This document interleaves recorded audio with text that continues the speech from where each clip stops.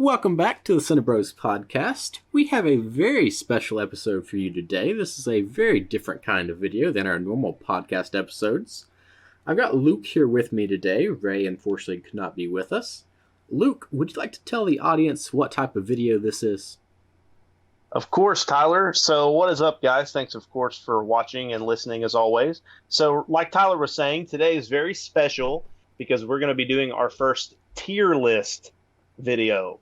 And I know those are really popular on YouTube. I've seen a bunch of them. I know Tyler has as well. So hopefully you guys enjoy it. Tyler, would you like to tell them what we're going to be ranking today? I would, yes. We are going to be going through the list of the 2020 movies that we saw last year and putting them on this tier list, which you can now see on the screen. If you have never watched a tier list video before, it's a little different in terms of it's not just A, B, C, D, and F. If you notice, there is an S tier above A, and S tier basically means like the best movies that we saw last year, and we will be ranking them as such. So, if you can see on the bottom, I do have all the posters for the movies that we will be talking about today down there. And some of them got a little janked up by the scaling, but other than that, it looks pretty good. So, Luke, you can't see my screen, obviously, but Right. I am going to just read out the movies to you in no particular order. And the way it's going to work is if both of us have seen a movie, we will give what we think the rating should be. If it's the same, we'll automatically put it on the list for that rating. And if it is not the same, if we're the only ones that have seen it, it'll be down to us to decide the rating. And the other one can just comment as they wish. Right? So Sounds good. Right. So I kind of uploaded all these en masse, so all these kind of randomized. So the first movie I have on my list is The Invisible Man. Oh, okay. Starting off strong. Right. So Luke, just to clarify, you have the A, B, C, D, and F tiers, and then the S tier is a level above the A, so it's really good. So what would you consider The Invisible Man? Honestly, I'm going to give this one a strong A for sure. I don't know if it's an S, but I mean, it's pretty close to it. It might not be right at that top slot, but it was still, I really, really enjoyed this movie. I don't know how you feel about it, but that's how I feel. See, I'm thinking, personally, I was going to give it a B. Why would you give it an A? What kind of distinguishes it for you? Well, just because I love the fact, first off, that this movie had a very low budget, like super low, less than 10 million. And Leigh Whannell made this movie, who I already liked because he made Upgrade, which we talked about in our underrated movies video. And he does really good with low budgets. I thought the effects, especially the invisible suit that he's wearing, oh yeah, spoiler alert, guys. It's a suit that makes him invisible if you haven't seen it. But the effects on the suit looked really great.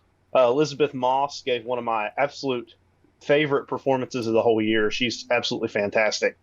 I think she's Oscar worthy. No way on earth would she ever receive an Oscar nomination for this, but I think she deserves it. But and then I just love the tense atmosphere. Pacing was really good. I was a big fan of this movie. So yeah, that's why I'd put it in A. I think I can get behind giving it an A. I'm not gonna complain too much by a high rating for that one. I did really enjoy it.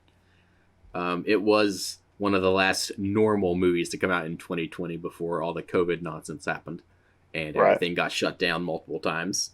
All right, so I'm going to move Invisible Man to the A slot. All right, so number 2, I have I Still Believe. Luke, did you see that one? I didn't. I had little to no interest in this movie. All right, well, see, normally I have no real interest in strictly Christian movies. I find a lot of them are just formulaic and made to make money off of a audience that will go see basically anything. But I'm not a big fan of Jeremy Camp at all. I've seen him in concert actually, but I would never seek out his music to listen to by myself. But I don't know. I thought the trailer for this movie looked pretty interesting, so I decided to go see it, and I came out of it liking it. I really did. I thought it was a tier above most modern Christian movies. So for that reason, I'm going to be giving it a B rating. Okay, sounds good to me. I obviously can't object or anything because I Yeah. haven't seen it, but yeah, Right. Next one, I think you have seen Sonic the Hedgehog. yes. What Um, would you consider it? I'm going to give this one a B, I think. Now, some people might think that's kind of high, but I went into this movie expecting just some light, fun entertainment with some pretty good voice acting, and of course, I like seeing Jim Carrey in anything nowadays. And yeah, I pretty much got what I signed up for. I mean, this isn't like some big Oscar winning movie, but it's not trying to be. It's trying to entertain fans of the game and children and families, and I think it did a good job. So I thought this was fun. Um, Obviously, tier kind of encapsulates anything that we'd give a B. I would probably, if we had more tiers, which I'm glad we don't because that would take way way more time. But I'd give it like probably like a B minus. But yeah, let's stick it in the B tier. At least that's what I think. I enjoyed it. I thought it was fun. Yeah, I'm gonna go. I'm gonna stay right there with you, Luke, and also give it a B. Okay. I thought it was by far the best video game movie I've ever seen, Oh well, and yeah. I definitely went into it with absolutely no expectations, and I came out like really entertained by it. So I think a B is a fair rating. All right. Sounds good.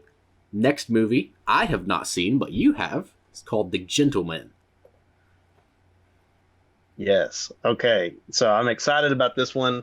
This is actually one of the only Guy Ritchie movies that I've seen. I've never seen any. I haven't seen either of the Sherlock Holmes movies. I've never seen Snatch. I've never seen any of those movies by him. I've only watched his Aladdin movie, which, yeah, I didn't really care much for that, but that came out last year. So, or I guess 2019, I think yeah, 2019 is when that came out.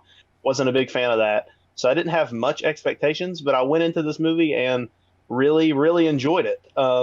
Again, I'm probably going to give it a B just because I don't think it's trying to do more than the typical Guy Ritchie action film. But in that realm, I think it did really well. A lot of good performances. Matthew McConaughey knocked it out of the park. So yeah, this is really fun. Do I think about this movie much? No. But did I have a good time? Yeah. So I'm going to put this in a B as well, I think. Okay, sounds reasonable to me. Next movie I know we've both seen is Underwater. Yes. Now, I really, really like this movie. Way, way more than I thought I would. I did not expect it to be good. I only watched it because I wanted like an entertaining monster movie. And in a way, that is all it is. The writing is not the best, nor is the acting, but it's so entertaining. And I've watched it multiple times this year because I like it so much. And it may not be the best movie, but for me personally, I want to give it a B. What do you think, Luke? Honestly, a B sounds pretty good to me also. Yeah, I mean, I pretty much got what I expected out of it, right? Like a tense, fun monster movie. And yeah, I mean, that's pretty much what it is. I mean, it's not aspiring to do much more, but like I've said a lot of times, movies don't really need to do that always. You know what I mean? So yeah, I mean, it was fun. I actually totally forgot about this movie until I was compiling the list of movies I've seen this year.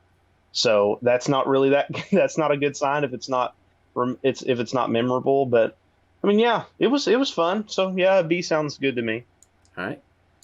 So I actually haven't seen the next movie on this list, which may be surprising to some people, but it's Birds of Prey. Oh, you didn't see this one? No, I didn't really interest me at all. Okay, well, I'll be honest with you. This movie, we keep saying this a lot, but it was just how it's going to be a cliche throughout this list, I think. But just saying, it was kind of dumb fun, but that's what it is. I mean, it's fun. Margot Robbie carries the whole movie. I mean, she's just absolutely fantastic as Harley Quinn. I can't really see anybody else playing her.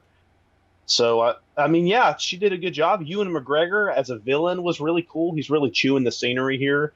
So a lot of fun performances, but yeah, the narrative was just it's a fetch quest MacGuffin movie, and some people might be into that, but from a DC movie, even though the DC movies aren't really that great. Typically, I still expected a little bit more out of it, you know. So, I mean, this movie was fine. I'm gonna have to honestly give it a C though. Um, just not really anything to write home about. But I mean, it was fun. But I'd give it a C, I think. All right, our first C movie of the podcast so far. Let's see if our next superhero movie can do any better. Wonder Woman 1984. Okay. I think B. I think a B is fair. What would you say? Yeah, B sounds pretty good to me. I really like this movie. It's not A material, but I mean I liked it. So I mean, Yeah. a B sounds good. I think to be an A movie, you have to be a lot better than this one. I think this movie has some very obvious flaws, but Yeah. I will say that I definitely liked it a lot better than the first Wonder Woman movie, which I would honestly give like a D. So Wow. I think a B is a solid improvement for the sequel. So we're gonna put that on the B, and the B category is being the instant runaway category on this show so far. We have 5 movies in the Yeah. B, 1 movie on the A, and 1 on the C. All right. So the next movie, Luke, I almost guarantee you didn't see, is called The Way I See It. Yep. I'll be honest with you. I don't think I've even heard of that. It is the documentary by Pete Souza, who was the White House photographer for Ronald Reagan and Barack Obama. It is basically a movie about his job and his views on the current American political system. Obviously, a movie for people that are interested in politics and for people that lean ideologically one way. So, I personally really enjoyed it. It's not going to be everybody's thing, but for me personally, I'm going to give it an A because it really kept me interested and really engaged the entire way. Just hearing him talk about what his life was like working at the White House for 2 very different presidents in 2 very different eras. Yeah, I mean that sounds pretty interesting. Yeah, I mean if you know, I'm not a huge documentary guy in general. Like it has to really hook me. Mm-hmm. But I mean, yeah, I mean that sounds interesting. So All right. So, the next movie I find is pretty special. It's Soul, Luke. unfortunately, I haven't seen this movie. Oh, wonderful. Wonderful. All right. I really need to All right. so bad, but I So, haven't. since the opinion is straight mine, it's going straight to S. Straight to S. I think it is Pixar's second best movie behind Inside Out. It is by far their Whoa. best work in years. I'm not going to say much more on it, Luke, because you haven't seen it, but I have to just implore you to go see this movie because it is awesome. And I'm sure if I've seen it, I could guarantee you I'd probably put it at an S too. It's so and I good. haven't even seen it. Yeah. All right, so this next one's going to could be a little contentious. What did you think about Tenet, Luke? So I really, really enjoyed Tenet a whole lot. I think I liked Tenet more than most people did. I don't exactly remember the grade I gave it in my 5-minute movie review of this movie, but I think it was It was like a pretty high. 9 or something like that. yeah, okay, yeah, that sounds about right. It was very high, and yeah, I really, really liked this movie a whole lot. Some of the most impressive visuals I've ever seen. Some of the most like imaginative visuals with how stuff works in reverse and being inverted, and inverted fight scenes is something I didn't know that I ever wanted, but having seen it, I absolutely love them. Yeah, there's not much character here, obviously, and a lot of Christopher Nolan's more recent movies, he doesn't really focus on characterization. For me, if that's the point of the movie, then that's not a huge problem. But yeah, I really, really like this movie a lot. It's one of my favorite of the year. It's not quite an S. For me, there's really only one movie on this list that's an S, but we'll get to that. But yeah, I'm going to put Tenet at a solid A. I really, really like this movie a lot. See, I liked Tenet, and Tenet is very obviously a good movie. I don't know, I might have to fight you a little bit on the A, because, like, did the audio not hurt it for you at all, Luke? I mean, a little, but and it took repeat watches, but you're going to have to watch this more than once to fully understand it. I've seen it 4 times now, and I pretty much have everything finally understood. And through that lens, yeah, I mean, it's super. You shouldn't have to watch a movie more than once to understand it. I know that could probably be I'm sure that's a knock against the movie, but for me, once I pieced everything together, I thought this was really awesome. And even through the first watch through, yeah, the audio is not that good. The mixing's bad, but a lot of his movies aren't mixed very well. So that didn't really bother me. So I'll give you the A just because I only saw it once, where you've seen it 4 times, so you probably have some more refined opinions on it than I do. I definitely wanted to see it more than one time. I just didn't get around to it when it was in theaters. Understandable. So yeah. We'll put Tenet at an A for you, Luke. Well, thank you. I appreciate it. All right. So next we have the second Pixar movie on this list, Onward. Yep.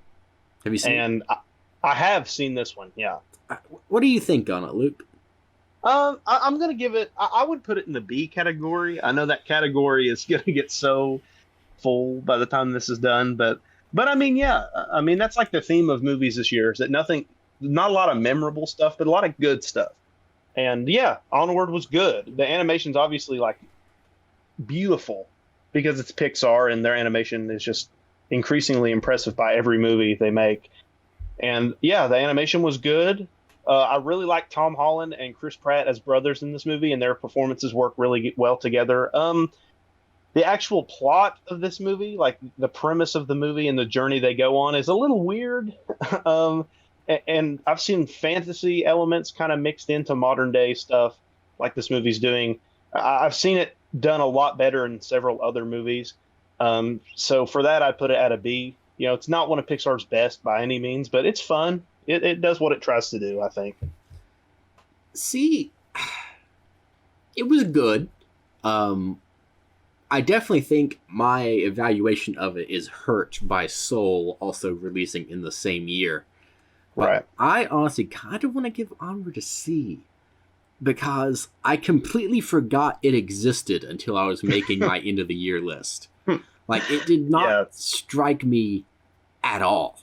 Like, most Pixar movies I find to be fairly memorable, like all the Toy Stories, Inside Out. I will remember Soul for a long time. But I completely forgot this movie existed. Now, given there was a pandemic that occurred basically just as it came out, but I don't know, man. What do you think? Should we keep it at B or drop it down a tier? You know what? You've been pretty generous to me, so I'll be generous to you. Once you mentioned that you forgot this even existed, yeah, go ahead and put it in the C because it is kind of forgettable. Mm-hmm. I haven't really thought. I didn't forget it. I didn't forget that it existed, but I didn't think about it hardly at all since I saw it. So yeah, a C is probably good. I would put it at a B, but to kind of meet you in the middle, yeah, a C works. Yeah. So, yeah, it's just I just forgot it. I definitely think it's on the lower tier of Pixar movies. I think it's definitely near the bottom, which isn't a bad thing because Yeah. all Pixar movies are like really, really high quality. So like to be the worst of a great movie is not bad. Right. All right. So I really wanted to see this next movie, but I never got around to it. But you did, Luke. So what did you think of The Fantasy Island? Tyler, I don't know why you wanted to see this movie because it is a total pile of garbage. I really hate. I knew it would. I knew it would be, but I was kind of interested. I'm sorry. Well, yeah, I mean, I see what you're saying. For reference, anybody, this is a Blumhouse movie, which I've liked a lot of their movies. They've put out some stinkers, but Jason Blum seems to just kind of throw money all over the place now, produces anything. And this is from the same writer, director, and the lead star of Truth or Dare, which came out like 2 years ago and is total crap too. So, and I think this movie might be worse than that. The characters there's no character, like there's no characterization. This entire movie is just exposition. The characters they make you feel dumb as an audience member. When they're writing the script, I feel like whoever wrote the script, or Jeff Wadlow is the guy's name who wrote the script, I assume that he was just like, yeah, these people are just dumb audience members, won't be able to understand anything. The entire movie is explanations the whole time. There's never a moment where you learn about the characters. They're just exposition machines. Also, This would have been a little better. I would almost put this at like a D if there was more, or if this wasn't a horror movie, because the scares are just kind of thrown in here. It doesn't, for the most part, it feels more like just a fantasy comedy with some horrible comedy, by the way, with just some lazy scares thrown in there. There's only like 5 scares in the movie, and very predictable stuff that you've seen. Loud jump scares. Half of them are false scares. There's a plot twist at the end that I won't say, but it is just the most ridiculous plot. It's one of those plot twists, Tyler, that I don't know if you've seen movies where the plot twist makes you look back at everything you just watched and say, well, none of this makes any sense now. It's one of those plot twists that is completely undeserved and just ruins the entirety of the rest of the movie. Yes. Yeah. It ruined the rest of the movie, which in my head was already ruined, and it somehow ruined it. It ruined it worse. So, yeah, you didn't miss much by not seeing it, Tyler. It's definitely an F. A solid F, huh? The first F. All right. So I also did not see the next one. So Luke, The Call of the Wild. Okay, so this movie, fun fact about this movie, the budget is like super expensive, right? Yeah, it was like ridiculous, like 130 something. I don't know exactly, but it was in the $100 million range, which is insane. There wasn't one. This movie's fun. We keep saying that, but it is. I mean, it's fun. It's cute. It's a fun family movie to watch. Harrison Ford does a really good job, and he's like the only character you care about in the movie that's a human. The other human characters are just kind of plot devices, but his character's good. I actually really like a lot of his stuff. So Harrison Ford's the best part of the movie. Part that rubs me the wrong way is that, one, the story is very cliche, and 2, there's not one real dog in this entire movie. It is all CGI on all of the animals. It's pointless. It makes it look like a cartoon. It's so hard to take seriously. I want you to consider how much money they could have saved if they chose to use real animals. Oh my gosh. Because there's been movies, even before this movie came out, that use real animals, that they train the animals well. The animals weren't harmed or anything. And look at something like Homeward Bound. Happened decades ago. Mm-hmm. With real animals. With real animals, yeah. I'm sure people could make the argument, they don't want to abuse the animals. I'm sure there are scenes in the movie that could have been done with a real dog walking around. If you're going to CGI, just CGI the action scenes. Not just when it's walking around everyday life. There's this emotional scene where Harrison Ford finally acknowledges that this dog is important to him, and he lies down beside the dog in his tent, and he's petting the dog, and it's like a sweet scene. The dog is CGI. Why? Just get a real puppy to lay there and act cute for a couple scenes. It's ridiculous. So, but this movie, it's fun. I could see families liking it. I didn't hate myself while watching it. It's kind of forgettable, but I don't know. It's like the definition of middle of the pack. Oh, they're horrible pun. Sorry about that. Wow. Yeah, I know. Kill me. But yeah, I'm gonna give this a C. All right. So I think we might have a discussion on this next movie, The New Mutants, because I think I like this one a lot more than you did. Yep, you definitely did. And I didn't love it or anything. I thought it was extremely poorly written but entertaining. So I think I know what we're going to rate this one, just because I think we're going to have to meet in the middle. But what would you rate this movie, Luke? Well, I would 100% give this an F. So I think my 5-minute movie review, I gave this a 0.5. It is the lowest review score you have given a movie yet. Yep. I'm going to give it a C, which means I think we should meet in the middle at a D. Are you okay with that, Luke? Yeah, that sounds fine to me. Because we do have to meet in the middle. So we have to meet in the middle. We must. Can we say it's a D minus if we're being real specific? It's a D minus, yeah. And there we go. I should clarify. This was one of the first movies I saw after a spring and summer that was devastated by COVID. So maybe I was just in the mood to watch movies again. Because it certainly was poorly written, and some of the CGI was laughable. And as a Kentuckian, the one character's fake Kentucky accent was horrible to listen to. Oh my gosh. But Just ripped my ears off. It was so bad. I was still entertained by it, so that's why I want to give it a C. Luke wants to give it an F. So we meet in the middle. The New Mutants is a D. Minus. The most boring movie I've seen all year. Just nothing happens.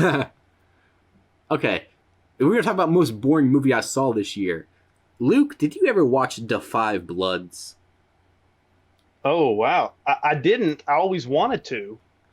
See, I really, really wanted to like this movie. I thought the concept sounded really interesting, and I like Spike Lee. But I tried multiple times to watch this movie, and every time I just got bored. Nothing happens in this movie. It is serious. It is so boring.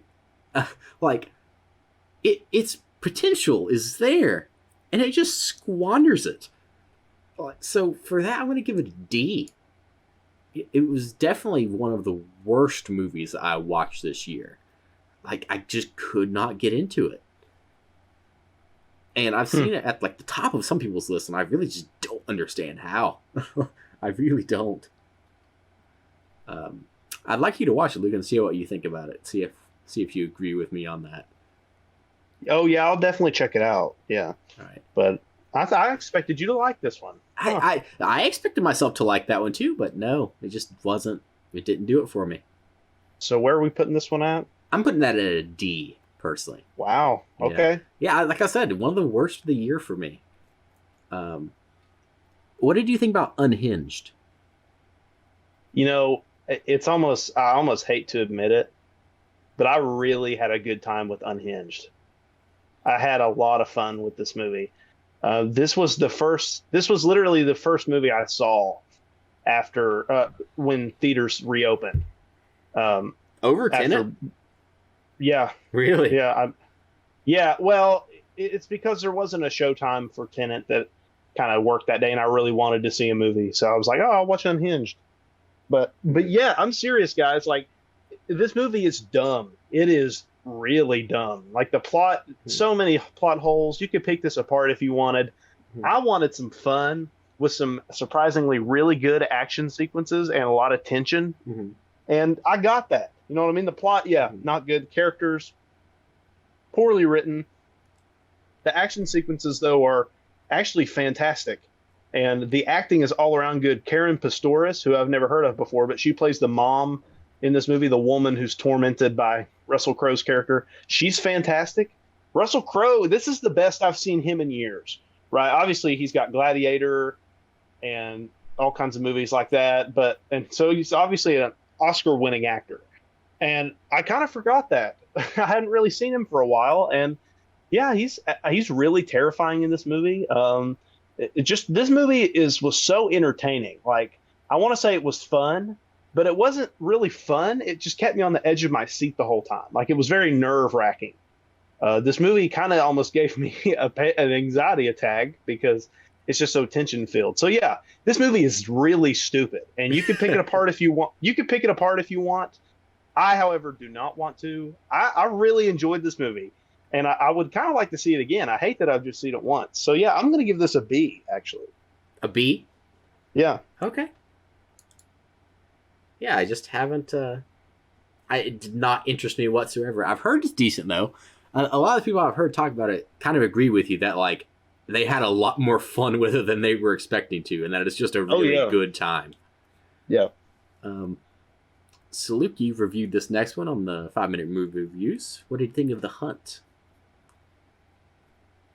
So I don't think I've reviewed this one. I don't think. I think you have. I'm pretty sure. The Hunt? I'm pretty sure, yeah. Well, I will say that I really like this movie a lot. I think a lot more than most people. I really like the fact that, it lampoons both sides of the political spectrum really well.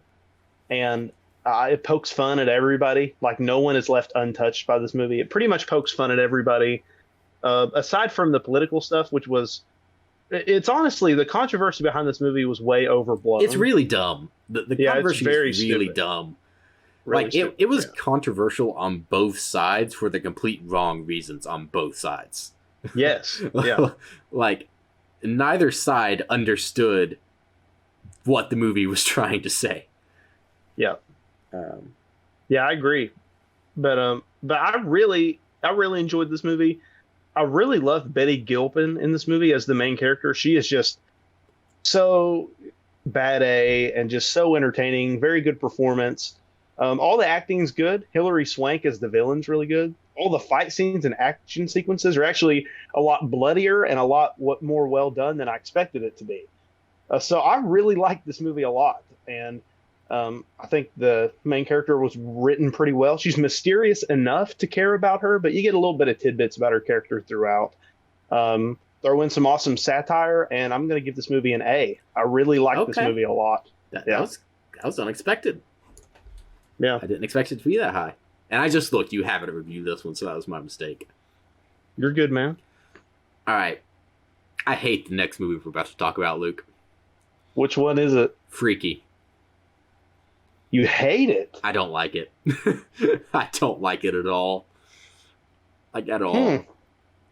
Would you like to tell the audience why? Because the last 5 minutes ruined the entirety of the movie for me.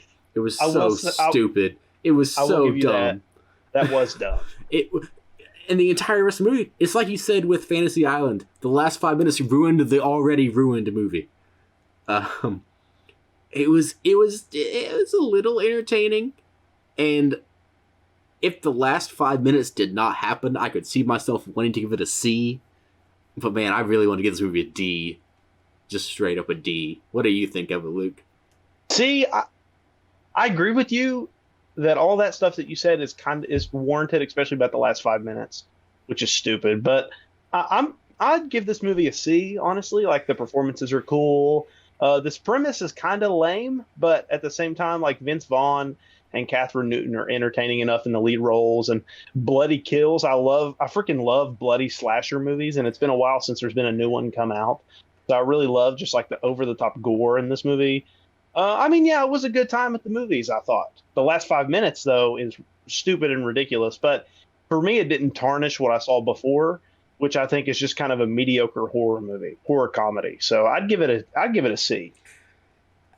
But I will. But you know what? We need more movies in the D slot. So we can put it in a D. We if can put it you in a like. D. Thank goodness, because this movie deserves it. I hate it. I hate that movie. Okay. Tyler, you haven't given anything an F, have you? No, I'm saving it for the movie after the one we're about to talk about. Okay. So before we get to my F, though, we're going to talk about Let Him Go. Yes. I think this is an A for me. Really? Yeah, you don't think so? For me, it would be like a B plus. So I would put it in the B slot, I think. Okay. But I really liked it, though. I did really like it. To me, I think it is one of the best movies to release after quarantine. Okay. I think it is better than Tenet. Although I think Oh, Tyler, you broke my heart. I know. I really, yeah. I don't know, man. But see, I agree with what you're saying, though. Why would you give it a B? Well, because it just I haven't thought about it much since it came Really? out. Like I was enthralled, absolutely enthralled when I was watching it. Mm-hmm. Diane Lane and Kevin Costner kill it. They're both amazing. I mean, all the acting's good. There's a lot of tension-filled stuff, a lot of sad stuff too. Mm-hmm. So yeah, I mean, it was a really well-made film. It set out to do what it wanted, but like right after I left the theater, I was like, "This is cool." You just forgot about it. What next? Yeah, it just didn't. It doesn't really hold your attention much afterwards. Like there's a couple movies on this list and my favorite movie of the year, which we'll talk about later, that I haven't hardly stopped thinking about. But this one, it was fun. It was cool. But I'd give it a B. Well, you did let me drop Onward down a tier, so I'll let you drop Let Him Go down a tier, so we'll put Let Him Go in a B. Okay. All right, so I want no debate with this next one because there will be none. Monster Hunter is an F. Oh my gosh, it is a complete F. Monster Hunter was the worst movie I saw this year by a wide margin. Tyler, I hate this movie. This movie sucked. It ended 3 times. 3 times. And it lasted about half an hour more than it should have. And it was only like an hour and a half long. Exactly. I didn't want to. I was literally in the theater wishing I could leave, but I couldn't because I was with a group of friends. I hate it, Luke. I hate it so much. I do too. I absolutely hate it, and I agree with you. The writing sucked. It ended 3 times. And I think that I have some friends who've played the Monster Hunter games. I actually didn't even know these were games until the movie came out. I know it's kind of weird, but I just didn't know. And I heard this takes a giant crap all over those games. Like I heard this is nothing like the games at all. Which this movie, Tyler, tell me if you think I'm wrong. It was made because Paul W.S. Anderson was like, I got like $65 million laying around. Hey, honey, do you want to be in a movie? Because Mila Jovovich is his wife, obviously. And she was like, yeah, sure. So he made this for her, basically, I feel like, to star in. That's the only reason this was made. Oh, for sure. Yeah. I hate how they left it open for a sequel. I hate that so much. They are never getting a sequel. God, I hope. They will not get it. It didn't make hardly any money. The reviews were horrible. No one wants one. No. So hopefully he listens. Right. Hopefully it's not like Resident Evil where he made like 7 movies. Oh gosh. Horrible. All right. So I was reading a Reddit thread on this next movie, and it was entertaining to me. But I haven't seen the movie. Luke, what do you think about Extraction? Okay, so Extraction. Guess what, guys? It's another movie in the B category. This movie had a lot of fun action sequences, really like bare-knuckled action and stuff. It was more violent than I expected it to be. And Chris Hemsworth is really awesome in the role. Obviously, I love him as Thor. He's actually, I think he's amazing as Thor in the Marvel movies. And he's only gotten better each movie. But this movie just allows him to play a lot tougher of a character. A lot more of kind of like a no-nonsense type of guy. Again, I haven't hardly thought about this movie at all since I've seen it, but it was really well made. It's produced by the Russo brothers, I think. So, yeah, it was really well made. Nothing to write home about, but I'd put it as a B, I think. Okay. I obviously haven't seen it, so I can't fight you on it, so we'll leave that at a B. Haven't seen this next one either. So what do you think about News of the World? Guys, I'll be honest with you. I had no expectations for this movie. Obviously, I like Tom Hanks a lot as an actor. One of like America's darlings as far as acting is concerned. Or at least he was until some controversies came out about him, but we won't talk about that here. Yikes. But he's still really good in this movie. He's the best part of this movie for sure. Other than that, this is one of the most, it's funny because I called the New Mutants boring because they kind of just wander around the facility the whole time. This movie is boring because it's almost like it's trying to be boring. Like, you have the outline of a story here. Tom Hanks rescues this young girl and tries to bring her back to her family in like a Western setting. It's like a buddy road trip movie, or a wagon trip, I guess, since it's Western. But this movie just was so boring. The action sequences were just flat and really bad. And this is directed by Paul Greengrass, who directed most of the Jason Bourne movies and Captain Phillips, which also had Tom Hanks in it. So he's a good director. He also directed Green Book, didn't he? No, I think that was Peter Farley that directed that. Really? Yeah, I think so. Oh, okay. But yeah, so I mean, he's a good director. So this movie was just so boring. This is like your grandpa's favorite movie. If that says anything, yeah. So I just was not a fan. I'm going to be honest, and it kind of breaks my heart given the talent involved, but I'm going to give this a D. Okay. Yeah, I just was Yeah. not impressed by it. And Tom Hanks is getting Oscar buzz, and I'm like, why? He's just Tom Hanks. That's all That's he why is he's in this getting movie. Oscar buzz. Is because he's Tom That's Hanks. fair. It's like Meryl Streep Right. syndrome. All right. Yeah, not a fan. So I really, really enjoyed this next movie, and I want to hear your opinion on it before I give the rating, because you could, depending on what you say, you could sway me on it. Do Okay. you remember watching the movie Horse Girl? Yeah, I sure do. Um, what would your rating be? uh, I would give this one. I'd give it a B. Okay, Um, I'll give it, you. I'll give it a B as well. If if you someone, yeah, go what ahead. were you about to say? No, go ahead. Well, okay. This movie is just it's super weird and out there. It is. As someone who really likes weird movies, I enjoyed myself watching it. I mean, it's strange. There are some really freaky, bizarre parts of this movie. But Brie Larson. Sorry, I don't like Brie Larson at all. Allison Brie, my mistake. Allison Brie is fantastic in the movie. This is like one of my favorite performances of the year. I'm not kidding. It was She is really good. fantastic. Yeah, if there was anybody else who played this role, I don't think this movie would be nearly as good. But it doesn't strive to do much, in my opinion, other than to weird you out, right? And it succeeds in that, but it's not trying to do anything more than that. You know, a lot of like David Lynch, his movies are weird, but they've either got an underlying message or a compelling plot, right? And this movie didn't have either for me. It was just trying to creep me out, and not creep me out, but weird me out, and it succeeded in that. And it's well made. There's some cool set pieces. Alison Brie. I don't know why I keep wanting to call her Brie Larson, You but just did. Alison. I know, but Alison Brie is really good in this movie. So yeah, I'd give it a B. What do you think, Tyler? See, if you had asked me back in February when it came out, I would have given it an instant A. I loved this movie for a while. I watched it multiple times in a fairly quick succession, and I really, really enjoyed it. But as the year went on and I watched more and more things, I did kind of forget about it. So since you did give it a B, I will also give it a B just because I did kind of forget about it as the year went on. But February Tyler would have definitely given it an A. Okay. All right.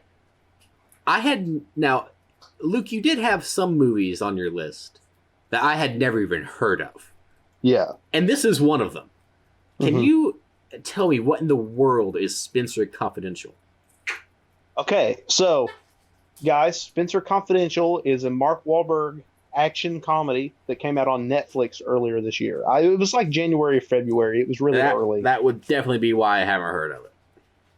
And yeah, it's from now. Here's the weird thing: two Mark Wahlberg movies that I like a lot, or three actually: Lone Survivor, Deepwater Horizon, and Patriot Day, which were all directed by Peter Berg. Peter Berg made this movie too, so I don't know if and he made Mile 22 with Mark Wahlberg from 2 years ago. So I guess him and Mark are just going to make movies together. They've made like five together at this point, but this is definitely the worst of those. I really don't like this movie at all. The comedy falls flat. Winston Duke, who's a really good actor, he plays M'Baku in the MCU movies and stuff. So he's a good actor. Plays like the secondary role. It's kind of like a buddy movie, and their chemistry is non-existent. The jokes aren't funny. His love interest is portrayed as just like, or not his love interest, but a woman in his life. I'm struggling to remember this movie because it's been so long since I've seen it. But there's a woman in the movie who's like his love interest, kind of, but she's also, I hate calling women this because it's degrading and you hear it thrown around a lot, but she's portrayed as like crazy. So a lot of sexist views towards women in this film. So with all that piled together, I really don't like this movie at all. I don't know if I don't think it's an F. It's close though. Like this is a D minus for sure. But yeah, I'd put it at like a D. I don't recommend it at all. But All right. but yeah. So I feel the same way that you just felt about that movie, about our next movie. And I don't Okay. know if you saw it or not. Did you see Buddy Games? Yeah. I sure did. It sucks. I It's hate it. bad. It is bad. it wanted to be Tag so bad, and it just wasn't at all. It was like Tag. It was like Tag, but with all of the smart raunchiness, writing, like with all the ranched smart up. writing taken out of it. I agree with that. Because Tag has some raunchy humor, obviously, but it's also like really well written, and you love the dynamic between the characters. And this movie wants to be that so bad, and it fails. Yeah, and like the raunchiness is just turned up to like 11 in this movie for like no apparent reason. No, You're just like, oh, random sex scene with a hooker in a van. Why not? It's just like I don't want to see that. Right? Why? So I would personally give this movie a D, but if you want to give it an F, we can. It's up to you. I'm feeling an F, guys. You're feeling an F? Yeah, because here's the thing. Do an F. This movie, it offended me, but not on like a, oh, this is problematic, which I'm sure it is problematic, but that's not why it offended me. It offended my good taste, I guess. It's just gross and vile, and I just hate it. I don't like it at all. So yeah, F sounds good to me. All right. What do you think about The War with Grandpa? I didn't see that one. Okay, actually. So it's all me. Yeah. D. D. It's all right. I mean, it's slightly below average, hence the D. But, it's just Like, it's not really funny at all. That's all I can say. Anytime De Niro tries to do comedy, it doesn't work. He's just not good at it. Stick to what you're good at, man. You're really good at what you're good at. But yeah, I think it's like still in theaters because they're just like, oh, a new movie. Let's keep it in theaters for as long as possible. It's been in theaters for like 5 months. I think it's also because like there aren't really many family movies coming out, so like they need to keep something. That's fair. Yeah. Yeah. Okay. So what are you giving this one? I gave it a D. Just okay. A D. It's very below average, and for a comedy movie, it's not funny, which is just sad. Right.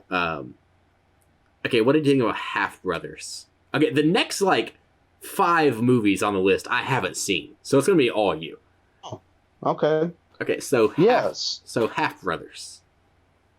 Yeah, I'm not a fan of this one. It's not nearly as bad as, the Fs we've given so far, so it would be a D for me. It'd be, middle of the road D, you know what I mean? It's really... It's just not good. It's... It was weird. It's kind of it's a low budget, and it was a co-production between the United States and Mexico. Okay. So this movie it features pretty much all Hispanic actors throughout, right? Which is cool. I love seeing diversity and different types of cultures in movies. But this movie, to just give you because I don't want to talk about this for too long, but to just give you a brief idea of what it's about. So it's about this guy from Mexico who he's never been to the United States before, and he's a businessman, and he's a douchebag, and he's really jaded, and he has very poor feelings towards America, which, kind of deservedly so, but also because his dad, he thinks that his dad got a job in America and left him and his mom to suffer, when really his dad wanted to come back home, but because of stuff at the border and all kinds of that stuff, he couldn't. So he has a grudge against his dad, and his dad gets sick, and he's about to get married, and his fiance's like, you're never going to be at peace. So you're never going to be at peace until you confront him. So he goes to see his dad in America, and his dad is like, hey, so I want you to... His dad actually started a family in America, and he meets his half-brother. This guy's the opposite of him. He's a slacker kind of dude, while the main character's a businessman, serious type. And his dad basically puts together a scavenger hunt for them to basically come together and be brothers. And if that sounds stupid, it's because it is. Yeah. So this movie is just really bad. The acting is pretty poor. The main character... Have you seen movies where... And there's all kinds of... This is very common. Where the main character starts off as a douche, but then throughout the movie, obviously, he gets a redemption arc, and by the end, he becomes a good person. Right. You like him. It's super common. Right. Well, they try to do that in this movie, except they make the main character so mean and so unlikable that you're just like, Gosh, dude, I don't want to see you redeemed. It's it kind of sounds like my reaction to Crazy Rich Asians, where I literally turned it off in 3 minutes because I hated the characters so much. I didn't want to spend the entire movie trying to like be made to like them. Yes, that is exactly the same. And the difference between that and your experience is that you were able to turn the movie off. Right. I was at a theater and had paid money for it, Right. so I didn't want to just leave. But yeah, guys, I really don't like this movie. It's not an F, but it's pretty bad. It's a D. All right, Bill and Ted Face the Music. Guys, I freaking love Bill and Ted Face the Music. I grew up as a massive Bill and Ted fan, mainly for excellent adventure. Bogus Journey is kind of just meh. It's not really that good, but the first Bill and Ted I love. A lot of fun. So I was like, I was worried to death. I was like, is this movie going to be any good? It's been forever since Keanu and Alex Winter played these characters. I mean, it's been, it had been since like 91, or I think it was like 92, but it had been forever since they played them. I was just like, and this movie's also about their daughters, and I'm like, are their daughters going to be annoying too? I was just super worried, and I left the theater having just an amazing time.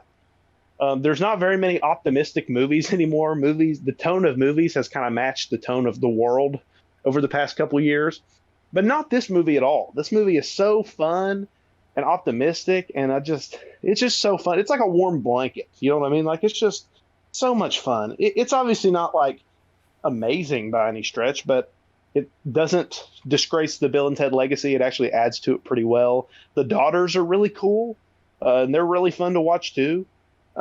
Yeah, I just really enjoyed this movie. I really want to give it an A, but like the critical part of me is like, you can't give this an A because it's a B movie. Right. It makes me feel like an A, but it's probably a B quality wise. But I really like it. It'd be a B plus for me. Okay, B plus. All right. Okay, Infidel. Okay, so Tyler, is this a movie that you've never heard of? Had you not heard of this one? No, I know what it is. Oh, you do? I do. Okay, I didn't know because like I did not see it. I had absolutely no interest in seeing it. Yeah. Yeah, it's just it's kind of weird. So fun fact about this movie, it stars Jim Caviezel, who has had a pretty successful career in film and television, mainly television and stuff, but his most notable role, he played Jesus in Passion of the Christ. It's only he's the main character in this movie. Oh yeah, just a small role. Just tad. Yeah. Not so important and here's at the all. thing. And his career has kind of suffered since then. You know what I mean? Like it's one of those deals where like you play a character and you're synonymous with that person. In this case, Jesus Christ. You know what I mean? So it's kind of like, so he hasn't been cast in a lot of big movies. He's had success on television. So when I saw he had a movie coming out, the premise of this movie didn't really ensnare me, but this came out like right when theaters were reopening, and I wanted to go see movies like crazy. So I was like, I'll go check it out. And yeah, this was super mediocre. It wasn't awful or anything. I'd probably put it at like a C. Okay. Definitely a strong C, and not any higher than that at all. Just because it just was mediocre. I mean, Jim Caviezel's a good actor. He's probably the only good actor in the movie, but he's a good actor, right? And he sold me on his character, but yeah, it just wasn't very fun. Yeah, I mean, this is one of the most unremarkable movies of the year. So yeah, I'd give it a D. All right. Brahms the Boy 2. Oh my gosh, Tyler. I'm sorry I had such an adverse reaction to it. But first off, I don't know if you've seen the first one. Have you seen The Boy? I haven't, but I've heard it's a lot better than this one. See, and that first one's not even good. And it's better than this one. I don't know what it is with crappy horror movies, but there's a lot this year. Why on earth are there so many crappy horror movies? I don't know, because horror is one of my favorite genres, but yeah, guys, this movie just... Yeah, I don't think there was a good horror movie this year, honestly. I think it's Invisible Man, but... I guess, but that's almost more like a thriller than horror. Yeah, it is. But yeah, guys, I mean, I really hate this movie. It's like, if you can think of generic supernatural movie set in a house where a child is the only one So that it experiences the craziness going on. So the and Sixth Sense, Insidious, The Conjuring, Annabelle. See, it's like that, but worse, way worse. And those movies, I mean, The Sixth Sense is awesome, and Insidious is cool, but like Annabelle's not good, and this is like a worse version of Annabelle. Mm. Yeah, it's just, and the crazy part about this movie, some spoilers if you want to watch The Boy, Brahms 2, or I mean, first off, the name is stupid. Just call it The Boy 2. Why is it called? There's no Is Brahms the boy? Brahms is the name of the doll. Oh, okay. Here's the thing. So this movie makes no sense in the context of the first one. I don't know if they just wanted to redo the first one, but it's by the same writer and director. And I just want to talk about this briefly because it's ridiculous. So the first movie, the big twist, you think this doll is moving around for, doing all the evil stuff, but it turns out that it's not a doll doing it. It is actually like the son of this elderly couple who is living in the walls of the house, who is doing all this stuff. So it's not, you think it's a supernatural movie about a possessed doll, but it's not. It's a creeper who's living in the walls, moving stuff around and, doing all the craziness, right? Well, this movie, the doll is possessed. So what the heck? What happened? How did we get from one place to the other? I think the funniest thing is that it's the same writer and director, and they just completely undid their own movie. Because like in this movie, it follows the exact same beats as the first one, just with a different family. So they're just like, so just like in the first one, they're like, okay, so this doll is definitely like possessed by something. And they get like they get like paranormal investigators to come in. But yeah, in this movie, it actually is evil, possessed. What the heck? I don't understand. I mean, it just doesn't make sense. And there's no explanation given. They're just supposed to be like, okay, forget everything about the first movie and just kind of take this. This is what actually happened. It's stupid. I hate this movie, dude. I'm gonna give this an F. I have to. An F? I'm Okay. sorry. Yeah, I know I've thrown that around a lot, but I'm that's just how I feel. I hate it. All right. Okay, so this is another one that I had never heard of. The Wrong Missy. Oh, man, that F category. I'm digging that category today. I guess. All right. F. Okay. Because I just want to go ahead and get that out there. So it's a Happy Madison movie. Oh. Yeah, without Adam Sandler. Right. So it's like, so it's even worse than normal. Yeah, you take the one good thing about Adam Sandler movies and take him out. So it's about David Spade's character, right? Who tries to go on who, by the way, he's 55 years old. He's very talented. David Spade is a good actor and he's talented and he's funny. Not a good looking man. No. Right. And throughout this movie, he just scores the most beautiful women that you've ever seen. It's very unrealistic. You're like, and in all Happy Madison movies, the main character, if you look in any Adam Sandler movie, his wife is like a 10 out of 10. So that's just how I mean, again, these are talented guys, but I mean, come on now, be a little realistic with the casting choices. I think the best way I can describe David Spade is if Brad Pitt did meth. Yeah, if Brad Pitt did meth, shrunk a little bit, and lost his abs. Right. Yeah. So David Spade is supposed to go on a date. Well, he's going on a business trip to like Hawaii or somewhere. I could care less, honestly. But I don't even remember where it's at, but he's going on a trip somewhere to this tropical place. And he wants to bring this girl he met at a bar named Missy come with him because she's beautiful and she likes him and he likes her. And he's like, come with me. And he's basically using her. Men use women throughout this whole movie. It's a very poor depiction of women, but he's like, yeah, so you can help me look good in front of my boss down here, because he's trying to impress his boss at this company. And he texted the wrong Missy. He texted the wrong phone number, so he gets stuck with her. And that character, she's portrayed as like, she's crazy, loony. She makes weird faces. She like farts in public, like does all kinds of craziness and stuff. And the whole joke of the movie is, wow, she's weird. That's the whole joke of the film. And I will say, Lauren Lapkus, who plays the female lead in this movie, she is actually really entertaining.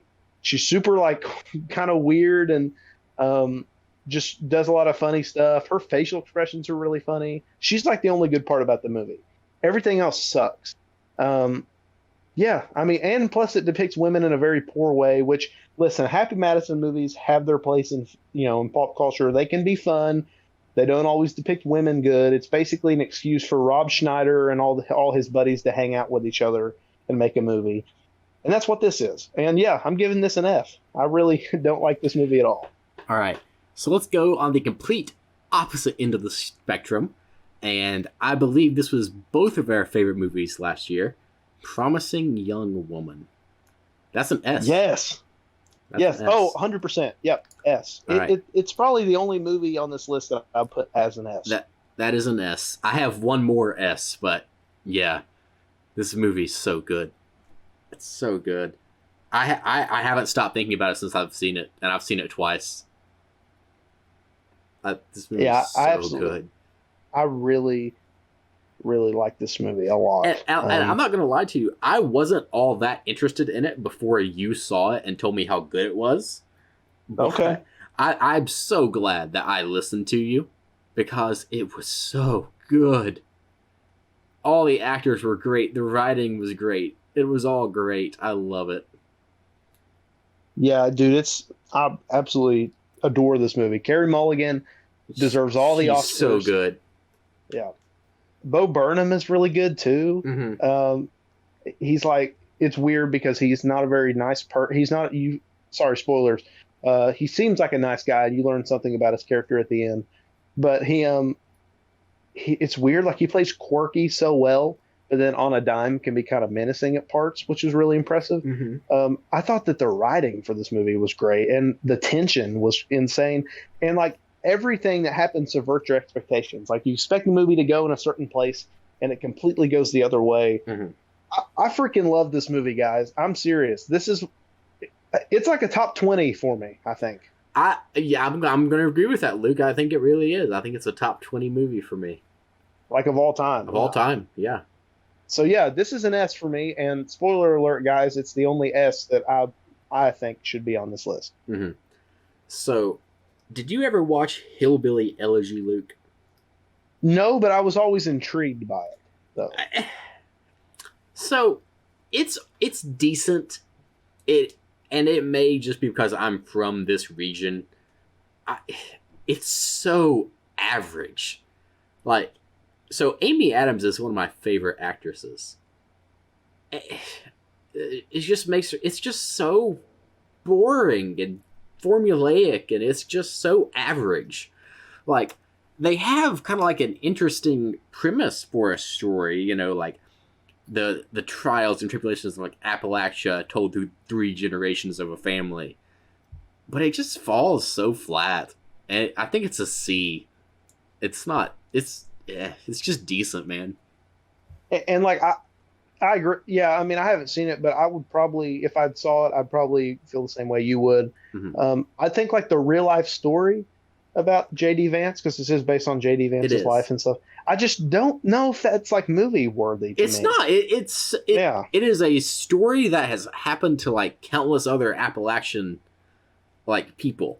And sure, is it a good story? Yeah, but that doesn't mean it translates well to film. And you want me to tell you why his particular story got a movie? What's that? Well, first off, because he wrote a book about it. But second, it's because he was exploring a run for U.S. Senate. And I guarantee you that's why they did the movie. Oh. Yeah. Yeah, it's probably what it is. It's like, I don't know why he thinks he could be a good senator. He's not special, like, at all. Like I said, he didn't like go through any sort of particular struggle or anything. He grew up poor in Appalachia and made a success out of himself.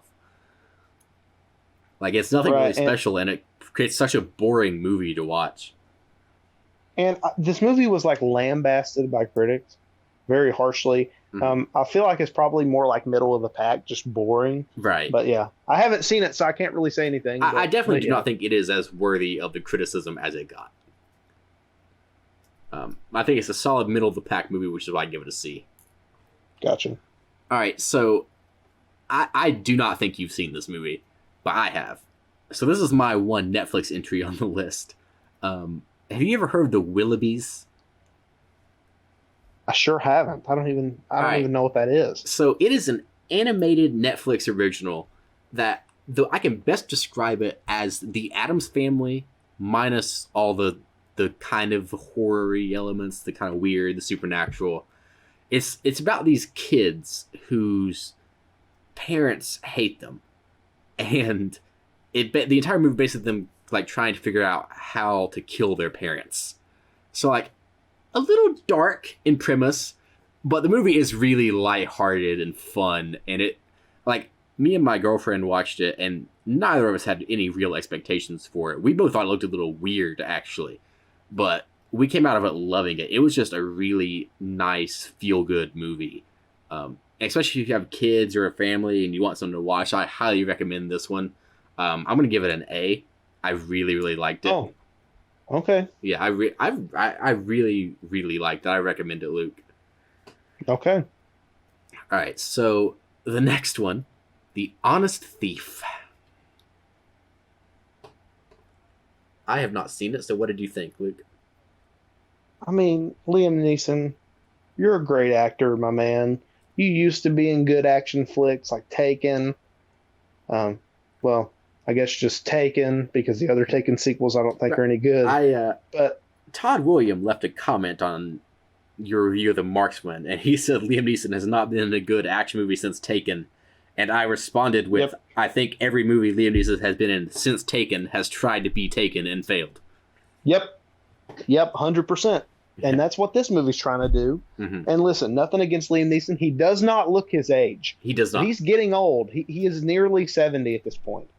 And I just don't think he can pull it off anymore. He does a lot of his own stunts, and they're just not. I mean, I commend him for that, but they're just not convincing. I remember a few years ago he said he was going to retire from action movies, and man, he should have. He should have. They just go downhill. They've literally just gotten just mediocre, man. I feel like I think every movie is the same. They're all the same. They're all the same, but they somehow get worse. Right. It's just not trying to do anything special. The plot line about corrupt cops, I mean, that's kind of an okay idea. Mm-hmm. It's not bad, but on paper, but in execution, it's just bland. I think this one's probably a C for me. I mean, it's just so middle of the pack. I can't recommend it to you, though. Right. But, I mean, yeah. Okay. So, The Devil All the Time. Okay. So, did you see this one, Tyler? I didn't. I probably should have, but I didn't. This movie, it's like all the ingredients for a good movie is here, but it's just... So... This movie is actually narrated by the guy who wrote the book, which is kind of neat. It's also written by the guy that wrote the book, right? I think so. I think it. Wait, last time I checked, it was written by. Is it written and directed by the guy that wrote the book? Or no, I don't think it. He didn't direct it. But I'm pretty sure he did write it. Okay, he might have, but this movie is just so depressing. It is the most depressing and nihilistic movie I've seen in a long time, mm-hmm. guys. And I know that that's the point, right? It's a critique on religion and how that can negatively impact somebody. And yeah, I get it. I mean, I understand. It might be because maybe I didn't relate to it because I'm from a religious background, or maybe it's because this movie is it's not trying to entertain you, which I think all movies should do. Even mm-hmm. movies that have a message should try to entertain. And it just doesn't. It's just so depressing. It's so bleak, and it's like 2.5 hours long of just pure bleakness, and mm-hmm. it's very disturbing. The violence in this movie, I get. I'm cool with violent movies. I like Tarantino, so I obviously like violent movies, but it's just so unenjoyable and dark and depressing, and it's crazy because this movie has a fantastic cast behind it. Mm-hmm. Especially Tom Holland in the lead role, and all the acting's good, but my God, I mean, I like this movie less and less the more I think about it. I'll give this one a D, actually. A D? Okay. Yeah, I think because I reviewed this movie a while back, and I probably would have given it a C then, but mm-hmm. yeah, no, it's a D, I think. Miserable movie. Okay. To sit through. All right, so Fatale.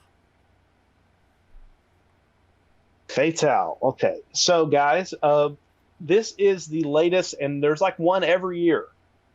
This is the movie from, I think, Sony Screen Gems, I think, which they've made quite a bit of movies, but nowadays they've specialized in this movie, that in the same types of movie that it's like some sort of thriller that involves infidelity, or like almost infidelity. They cast, for the most part, African American actors, which is great. Love the diversity, but it just they're all the same, right? It casts those, and it casts the same, not just African American actors in general, like the same two actors, right? And they're in a situation where all these plots are the same. I'll tell you the plot of this movie, and it's the plots for all these other ones too. So, it's a guy who's like has a business startup, and his marriage is not going too well. Mm-hmm. But he meets a woman at a party, and they share a night together that shouldn't have happened. And after that, it turns out, oh, that woman I slept with is crazy and is going to try to ruin my life. That is that is what all of these movies are. And they cast Michael Ealy. I don't know if you know who that is, Tyler. If you saw a picture of him, you probably know who it is. He's like the lead in all of these types of movies. I do know who he is. Yeah. Yeah. He's a good actor. I mean, he does good in this movie. And Hilary Swank is like the villain, the woman that he has this affair with. Again, women aren't portrayed very well in this movie. Why is that a theme of movies this year? But yeah, it's just, it's just this. I mean, it's so generic. It follows all the plot beats of those exact same type of movies. They're just not enjoyable at all. And this movie in particular is not very enjoyable. Very cliche. Very much seems like it's made for like middle-aged women who wants to see something sexy. There's a lot of pretty explicit sex scenes in this movie, and they got like pop. They're not like a lot. They got like pop music playing over them, and they're like in steamy close-ups and like very sensual editing. It's made to be like, oh, this is sexy. You know what I mean? Not to be like sex is a part of human life. It's not trying to make the movie realistic. Sex in this movie is just trying to titillate you. And I watched this in the same theater as a couple middle-aged women, and I had about the same experience as I did having to clean the theater of 50 Shades.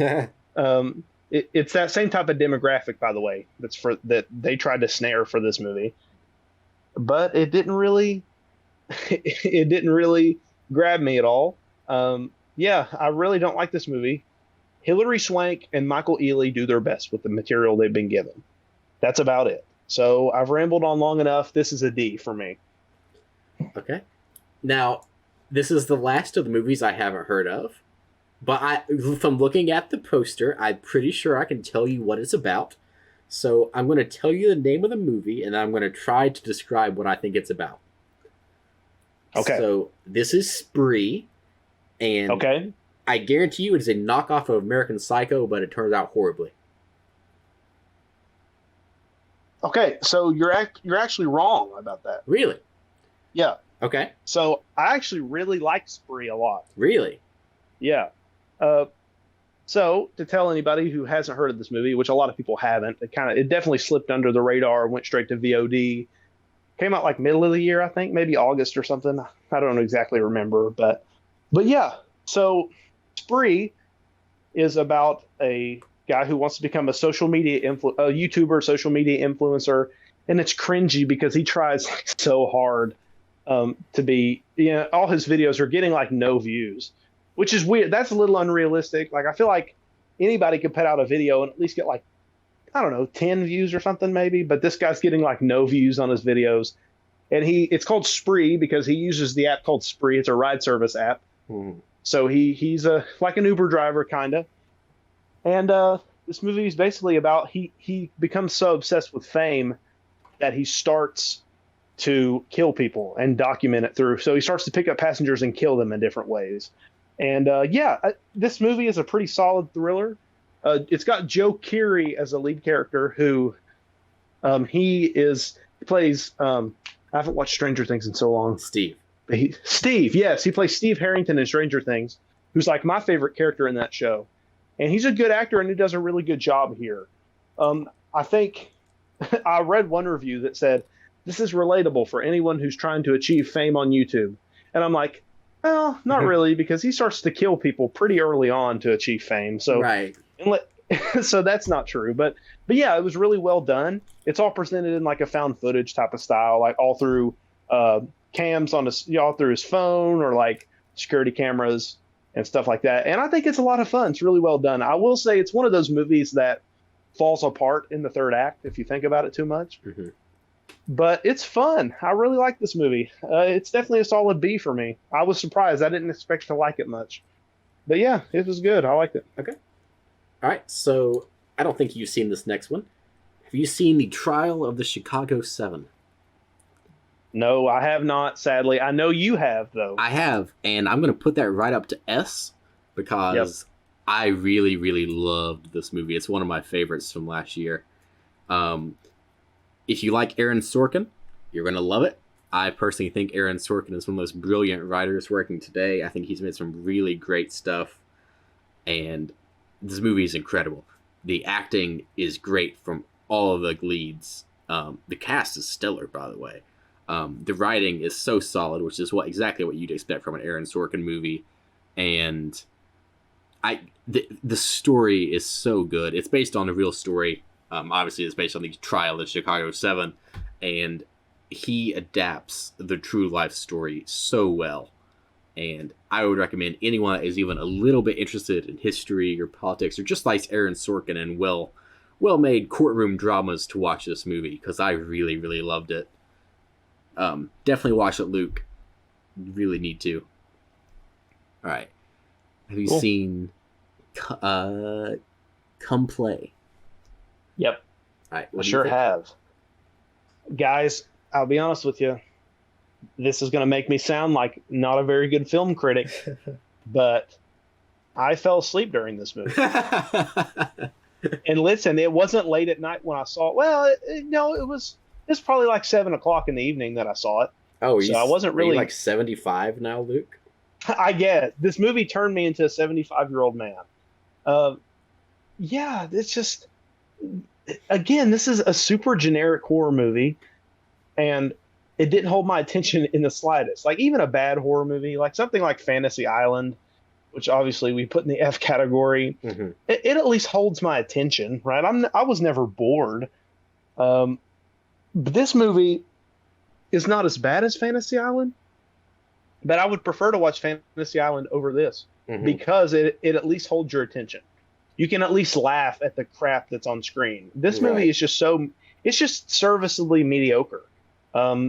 It's about like a young child who is tormented by this entity and no one believes him because of course not. That is, I'm done with that. You're over it. That is so overplayed. Yeah. It's been overplayed for years. What was that? That was like The Boy 2.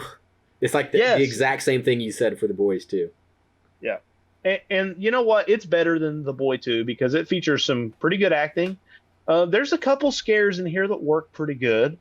The writing in the script for the parents, for the mom and the dad of this kid, is actually pretty well done, and it explores the theme of parents who are separating and kind of drifting apart. It explores that better than I thought a type of movie like this would. But yeah, it just was kind of boring. Just didn't hold my attention, and obviously it didn't because I fell asleep. But yeah, I just not really a fan of this movie. This might be the most forgettable movie of the whole year. Well, yeah, just you because through half of it. Right. So I literally don't even know what happens in the last. And yeah, here's the thing. Normally, if I sleep through a movie, I will look up to see what happens, or I'll try to watch it again. Nope. I haven't. I don't even know how this ends, or anything. And I have no interest to revisit it. It was supposed to come out in October, but due to the pandemic, it kind of got plopped right in November, which is like, I understand obviously because of COVID, but a November slot for this movie doesn't work. You're like, this movie needs to come out near Halloween. But yeah, it's just, I feel like this movie would have made more money around Halloween because, people go to the movies around Halloween and they're like, let's watch something scary. But in mid-November, no one's trying to watch a horror movie, so it's so mediocre. I'm going to have to give it a C. It's pushing D? like a C minus, like it's pushing in that direction, but I'm gonna have to give it a C because there's enough competent stuff here to make it not awful. But all right, so This next movie, I feel the same way about it as I do Underwater. Did you watch Gretel and Hansel when it came out? I actually didn't. Oh, great. I haven't seen it. All right, so this is going to be a B. It might be controversial among some that have seen it, but it is a beautiful movie. The cinematography is so great. And my eyes were just glued to the screen looking at the cinematography the entire time. It's super short. I think it's like maybe like an hour and 19 minutes or something like that. It is super short. Which it does feel short, and the writing is not the best. But the thing that made me like it so much is just the cinematography and the atmosphere of it. It was really kind of eerie as you were just kind of watching the events play out on the screen, which I think from like kind of like a horror movie is like what you can expect, right? Or like what you should look for. Yeah. This movie honestly might have had the best cinematography I saw last year. And really, and like overall the movie is very mediocre, but I liked it a lot. So it's kind of like Underwater. It's not necessarily a great movie, but I really enjoyed it. Okay. Okay, that was it. We're done. So viewers, you can see on the screen now our final tier list for all the movies we saw in 2020. Luke, do you have anything else to say before we head off? Guys, thank you as always for watching. And if you're listening to this, thanks for listening. I would prefer if you watch this one so you can actually see the tier list. But you know what? Any support helps. So thank you for that. I want to ask that you guys maybe subscribe to this channel if you haven't already. If you like what we do here and you want to be notified about new videos, why not? Hopefully, and you click the like button on this video. And also, guys, keep in mind that I have my series, 5-minute movie reviews, still going strong. Just reviewed The Marksman, so that's that movie's not that good, but the review's good. I'm proud of it. So, thank you all for the support. All right, and thank you guys very much for watching. We will see you. Bye.